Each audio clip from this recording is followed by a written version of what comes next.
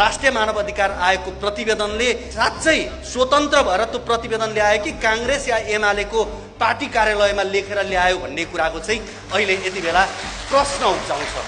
केही दिन अगाडि मात्रै राष्ट्रिय मानवाधिकार आयोगले एउटा प्रतिवेदन सार्वजनिक गर्यो र त्यो प्रतिवेदनमा भनियो यो जेनजी आन्दोलन जनआन्दोलन नभएर यो विध्वंस थियो भन्ने तवरले भनियो। जेनजी मुभमेन्टलाई यदि विध्वंस भनेर भन्छ भनेदेखि हामीले पनि त्यो आयोगले लिएको प्रतिवेदनलाई स्वीकार्नुपर्छ मान्नुपर्छ भन्ने चाहिँ हुँदैन रहँदैन।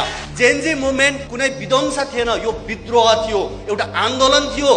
त्यसैको जगमा निर्वाचन भयो, निर्वाचनपछि अहिले 2/3 नजिकको रासपाको सरकार बनेको। त्यसकारणले यो परिवर्तन हो।